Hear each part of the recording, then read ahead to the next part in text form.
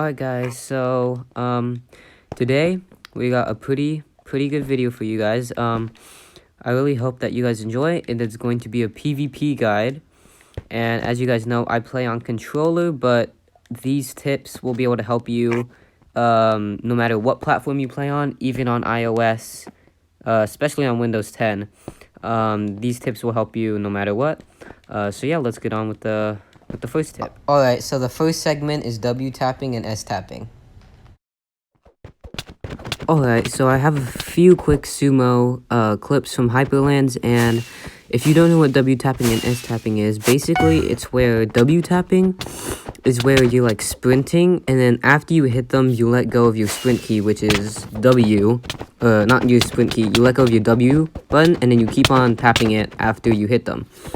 So this is like computer based. So you'd hold your W, and then when you'd hit them, you let go, and then hold it again, and then keep on doing that so you get out of their range of reach. That's basically the quick definition of it. I'll probably explain it more in detail later.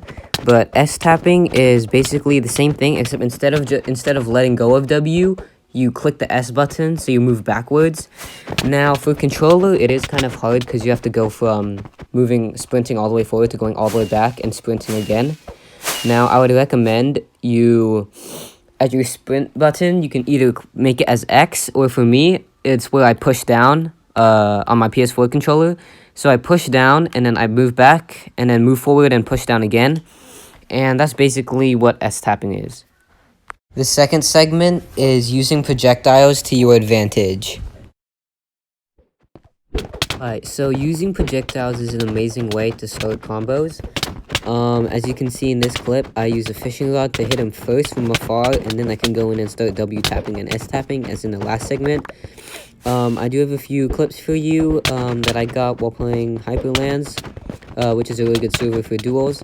And as you can see, I'm using my rod first, and then I use my sword to finish him off.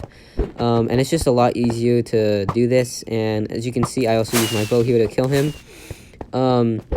You can also combo with the bow, but it is a lot harder to do. But if you don't have any other option, you can also use a bow. I find it much easier to use a rod. Or if you're doing Skywars, you can also use snowballs and eggs. Those are also different ways you can use projectiles to your advantage. So yeah, basically you just use them to start combos. Bows are also helpful because bows deal a lot of damage. But I think that fishing rods are the best projectile to use if you want to have long-lasting combos. You can always use them, and it's much easier for controller. iOS, I don't think you can use rods because it's very hard to, but I'm sure you guys can find something like, I'm pretty sure you guys can use snowballs and all that stuff, and bow and arrow is a pretty helpful option for iOS players. Windows 10 players and controller, you guys should definitely use rods. It helps you guys a ton.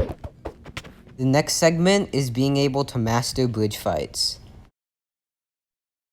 Mastering bridge fights might be one of the most important things you can do, because as you see in here, mastering bridge fights will allow you to defeat the other person while taking minimal damage. I have a video on how to fight on different bridges, but I just want to show you this little segment because this is all of the new strats I've learned, basically. And yeah, this strat is very good, but it's also very risky because either one, you could fall, or two, you could get hit off, because I don't do it perfect every single time. I've messed up a few times, and yeah, that is most likely the reason why I die on these. And this right here, this was just extremely lucky that he didn't hit me sideways and I was able to. But I do have a video about bridge fights. Check that one out if you want to look for more on how to fight people on bridges. This next segment is going to be about strafing. Alright, so welcome to the strafing segment, and basically strafing is just where you're just moving around your opponent, trying to make all your moves as unpredictable as possible. This is a lot easier for Windows 10 players instead of controller players, because if I'm sprinting and then I suddenly start moving to the right, I stop sprinting, So when I strafe and sprint, sometimes I have to move my move my head, and then so I'd strafe here, and then I'd go around them and all that stuff. And basically, you just want to make your moves as unpredictable as possible. Go to left, to the right. If you're on Windows 10 players, it should be easy to strafe. I think you can.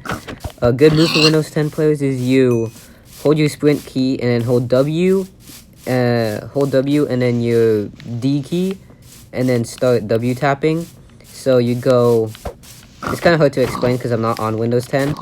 But you basically go W, and then you start strafing like this, except you're sprinting and W tapping at the same time.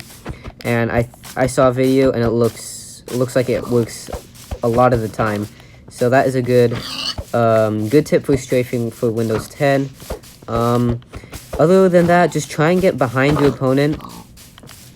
This also ties in with another segment I was going to talk about, but I think I'll just talk about it in this one, which is keeping your eye on your opponent.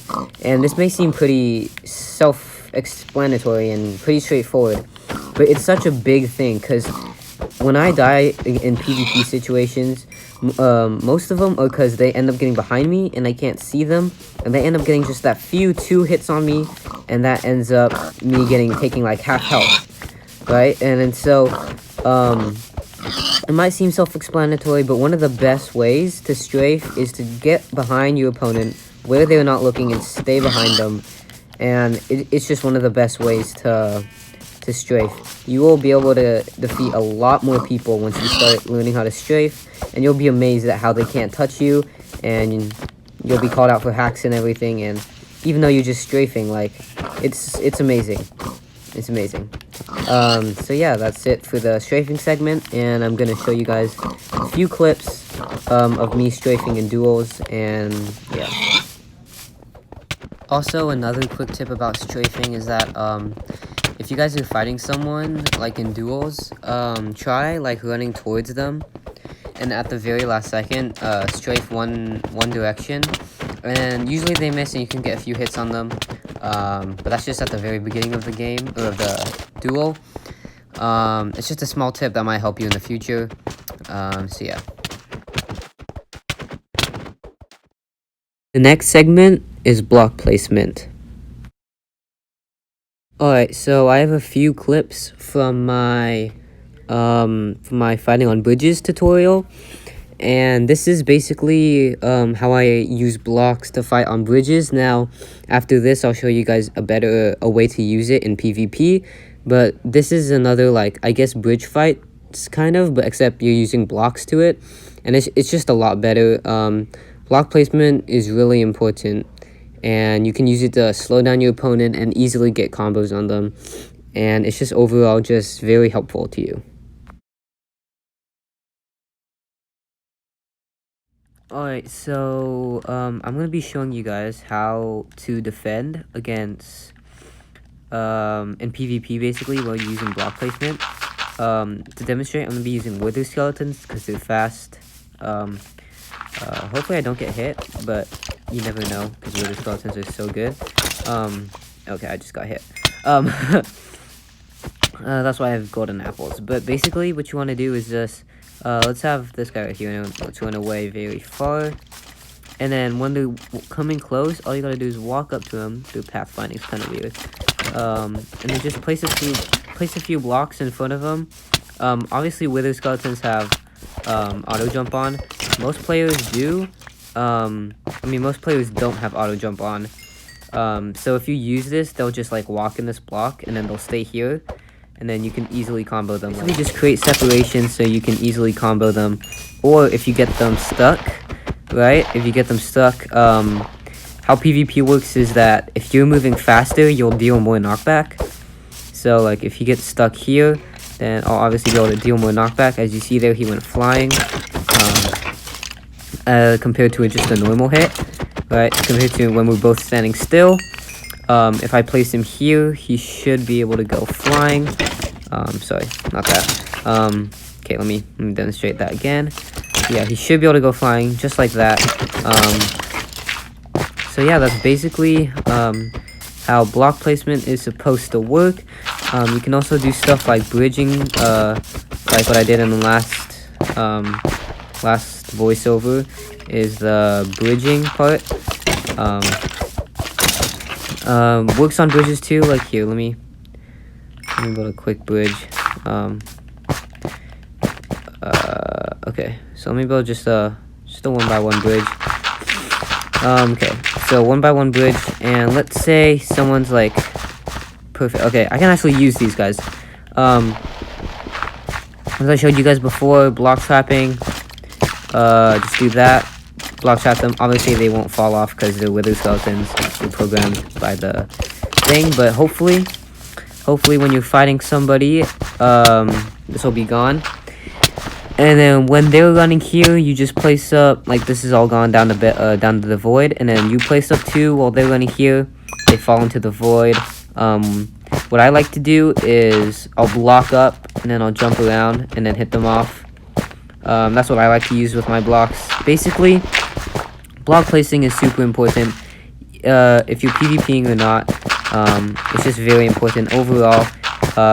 If you don't use block placement, I recommend you use it starting from your next game, because it is very, very important to help you get better at the game. The final tip is being able to maximize your reach.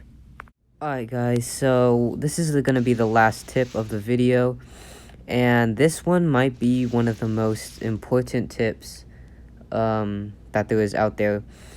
So this is maximizing your reach, and this is no, like, you guys at first might be like skeptical, thinking that like it's like hacks or something, but it's actually not. It's just so in Minecraft, right, the maximum amount of reach is 3 blocks, and as you can see, I'm about 3 blocks away from my brother here.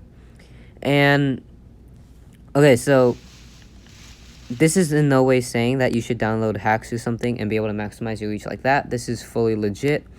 And this is where I can go here and hit his head, right, that, as you can see, I'm hitting him, but then when you aim down towards his feet, you can't hit him, and that is because there's a vector, right? Intel Edits has an amazing video explaining all of this, but there's a vector that comes straight from your face, where you're looking at, and if you're aiming parallel to the ground, you'll be able to maximize the best amount of reach you can. So if you're fighting, basically just aim for the head, but if they're like a step above you, then you're gonna want to aim for the torso. As you can see, basically I'll be able to hit him there, but he won't be able to hit me. I'll have him try and hit me. He won't be able to hit me because he's aiming down on me, so therefore he actually won't be able to hit me. But I will be able to hit him because I'm aiming straight at him while he's aiming down. That's basically that's how maximizing reach works. And most good players say to aim for the head, but you should actually just aim parallel. If you aim parallel, you will be able to hit them first without them hitting you. And yeah, thank you guys so much for watching this video. I hope it helped a lot of you guys. If you guys are just starting to learn how to PvP or already pretty good but need to loosen up on a few details, this should be able to help you guys immensely. So I just want to say thank you so much for watching, and hope you guys have an amazing day.